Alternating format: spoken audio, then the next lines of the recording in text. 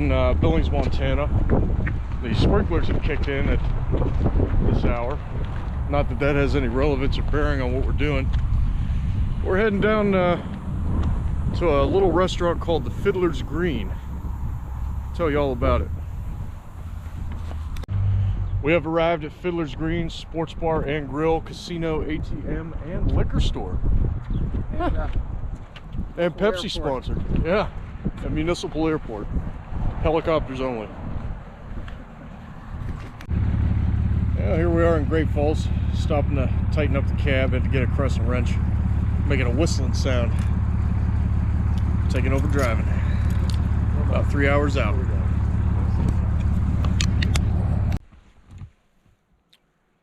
Well, we have arrived here at West Glacier, Montana, Glacier National Park.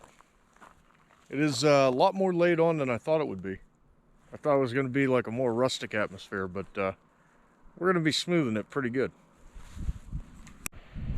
All right, we've made it to Glacier National Park here in Montana. You can see snow still on the mountain over there, down by the river, away from the campsite. Now, watch this drive.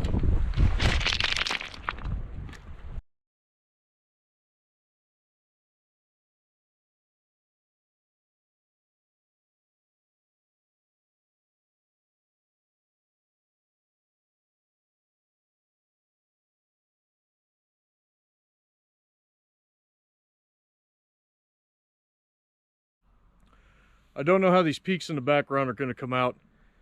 They blend rather well. You can probably see them better in the reflection of the lake than on the skyline. But this is Lake McDonald. You can see a lot of large rocks, gouged rocks. These were all left behind by a 2,000-foot thick glacier that receded through here. And as it did, gouging the rocks and digging out the what is now the lake bed, as it melted, these rocks that were left behind created a dam on what's known as McDonald Creek. A lot of guys that found this stuff named it after themselves during the preservation of the park, even though they were occupied for a millennia by Native Americans, discovered by Lewis and Clark, right? Anyway, those rocks dammed up the creek, and that helped to fill the lake bed that was gouged out by that glacier, and that is where I stand today.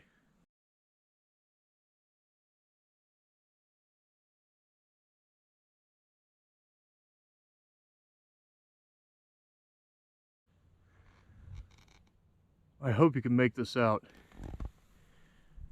but there are these bubbles that are rising up, and it's pretty near constant. So what I imagine is there's either some sort of air pockets underneath the lake bed itself that are slowly rising through the surface, or potentially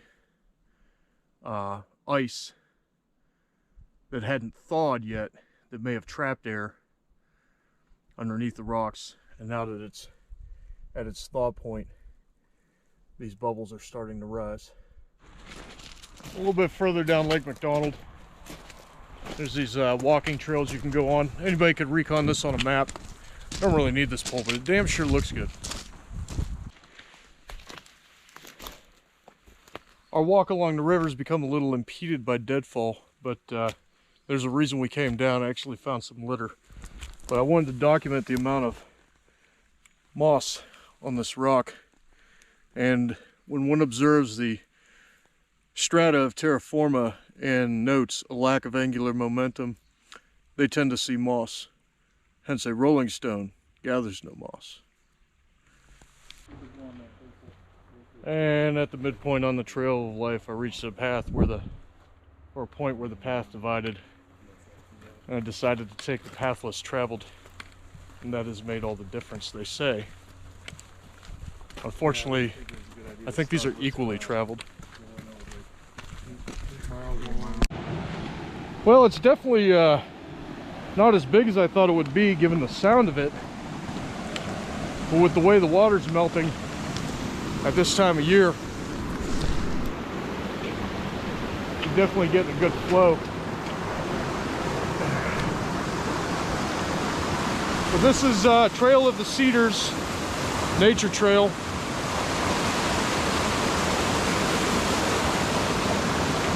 Towards the end of this log, it's not as well braced,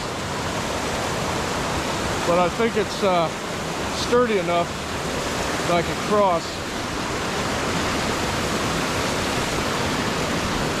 That's usually when you end up falling. Good thing I got this this post or this pole. Oh, oh.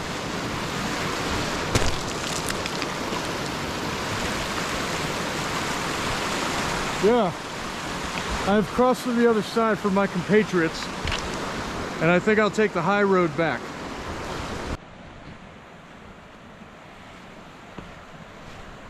Oh, easy, easy.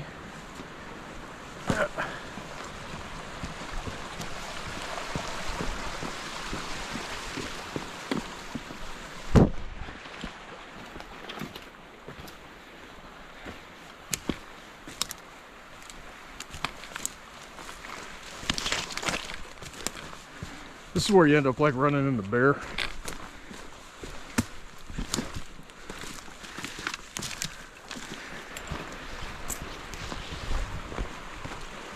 So I knew I'd beat them.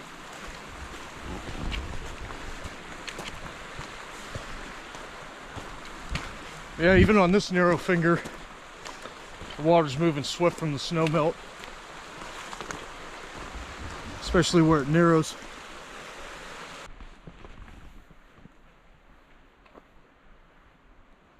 I'm gonna stay along the path here and go to that bench real quick.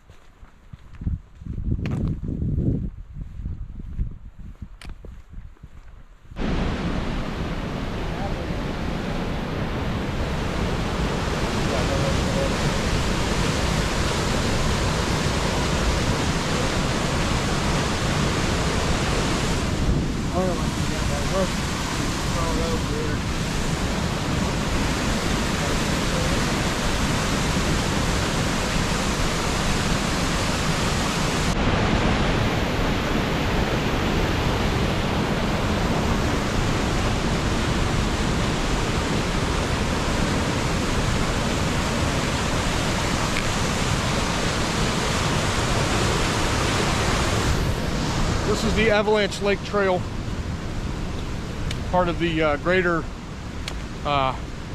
Cedar Trail.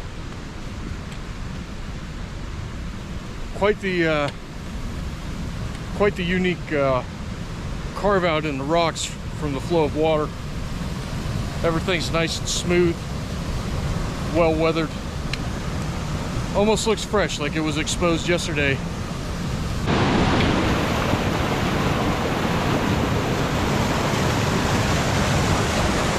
You have these small pools where the rock was softer. You can actually see it gurgling in. But it was softer and able to be washed away in a swirl and even flow through this area and over the rock. Because water's always going to follow that path of least resistance. And you figure also you're going to lose rock every year. When the water goes into those crevices, typically it won't freeze while it's moving. But when it gets into those dead pool areas and the water's low enough because the snow hasn't melted, it will freeze, cause expansion cracks, and then or go into those cracks and flake it off under freezing, and then the water will come down and wash it away incrementally. That's why you have a lot of even chip away and sediment inside of those rock pools. But yeah, the might of flowing water. Stronger than one would anticipate.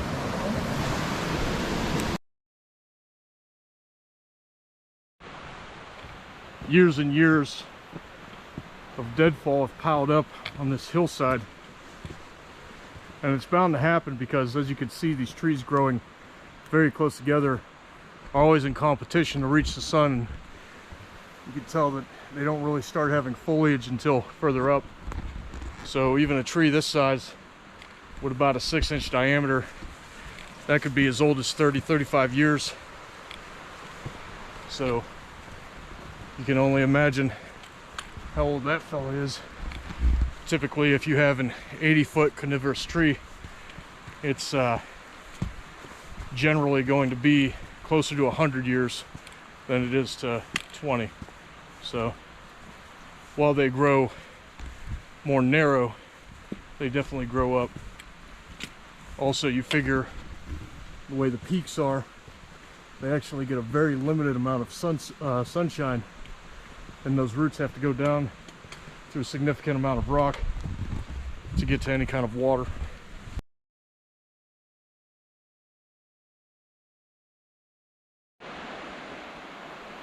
I may be able to zoom in on this video if it's in high enough definition, but right there you can see that wet look. There is actual snow melt flowing down the mountain into a waterfall. Oh, shit. And there's several, yeah, and there's several cascading areas too, like through here. But that's all what feeds this wonderful creek.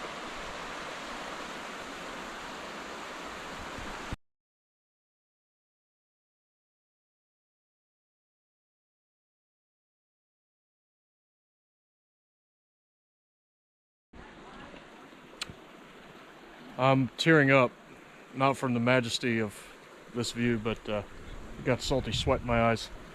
It was definitely quite the hike up, but it wasn't that bad. But this is the high point of the trail, and you get to see that it slopes down this way. A lot of people are coming back, so we'll probably hit the end and get back to the truck. Nick, get that apple out of your pocket. He's gonna come after us. Just throw it the other way and run. He's got pointy teeth. He's a little more skittish than the last one. Oh, this one? Yeah. He wants to come say hi. And the other one was on trail. Oh yeah? There was a bridge. He got on the bridge. We stepped off so he could go by. Well, it is their forest, huh? Yeah. Yep. Keep it out if you ever seen billy goats or mountain goats. Mountain goats. We are trying to spy some mountain goats here. This would probably be the place to see them. Not just because it's a mountain, but they like the cold. So there is still snow on the mountain, usually till about June. And even then there's snow all year at the peaks. Well, we made it. Avalanche Lake. Standing here on this log jam, documenting the occasion. By the way, picking up litter. So I've gone national. As Woodsy the Owl would say, give a hoot, don't pollute.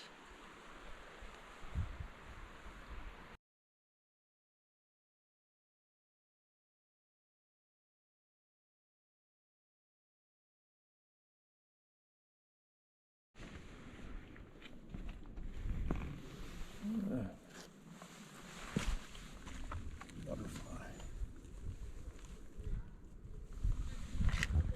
Ain't nature wonderful?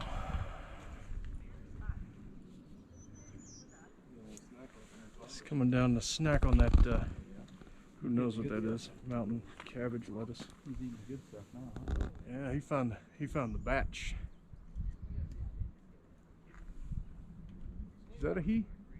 I don't think so. The horns. Oh, I was just looking for the horn.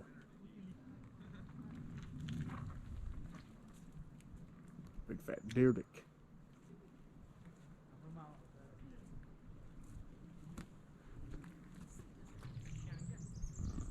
It's just all up in that.